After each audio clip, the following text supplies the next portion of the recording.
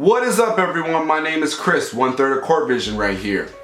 Continuing the love-hate series we got going on. I'm not gonna get into anything specific I hate. I'll be talking about the Lamar Odom story. For those of you that don't know, this man was found in Nevada unconscious, now in a coma. From what I hear, his heart is failing. He's surrounded by loved ones and family right now, and they found cocaine in his system and sex-enhancing pills. From what I hear and from what I've read, his family members are preparing to say their final goodbyes. I really hope that isn't the truth. This man is only 35 years old. He is a two-time NBA champion. He is an NBA Sixth Man of the Year. I remember this man on the Lakers. I know he played with the Clippers. He was drafted by the Clippers and then played with the Clippers later on in his career.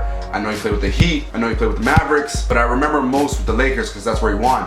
I was never a huge fan of him. I noticed him on the court. You know, a big man that can shoot the outside jumper. That's what stood out to me. What he did after the NBA, all the mistakes he made after the NBA, I never really paid much attention to it. I was always had that impression in my head that he was an NBA champion. Nothing negative. I had nothing negative in my head about him. And then all these stories, and then all this, he gets married to a Kardashian, and then a bunch of attention gets on him, and then the man has an addiction. People joke about it, and one thing about an addiction, you can't just say stop. You can't just quit an addiction.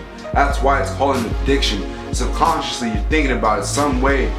You do it, and it's your escape to escape reality or negative energy, stress, or anything. That's what an addiction does to you. It's your escape. And for him, people have addictions all the time. Some are addicted to weed, sleeping pills, food. An addiction can be anything. Because this man was addicted to cocaine, a bunch of negative energy came his way. So what do you do to escape that? You do it more. If people weren't so quick to judge this man, to not give him so much negative energy, he wouldn't have been broken. He'd still be I would like to say a somewhat stand-up guy. Of course, I don't know that. I'm giving my 2 cents right now, and I guess the thing I would have to focus on the most is that I hate when people focus on negative energy, just negative shit in general.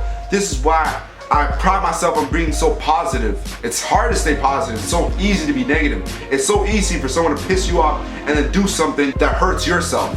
It's so easy for that to happen. And what's worse is when people joke about it, don't take you seriously. That just makes you want to do your addiction even more. It makes you want to escape everything even more. Now that this shit has happened, everyone's just thinking, man, I shouldn't have joked about it. Man, shouldn't have happened. Man, I just hope this man doesn't leave like this. We're praying for him. It was great to see people the NBA come together like a family. Kobe Bryant left the game to go to be by his side. LeBron, Wade, and Paul Pierce, sent out prayers along with a bunch of other NBA players. It was great to see that. That's what I mean about family.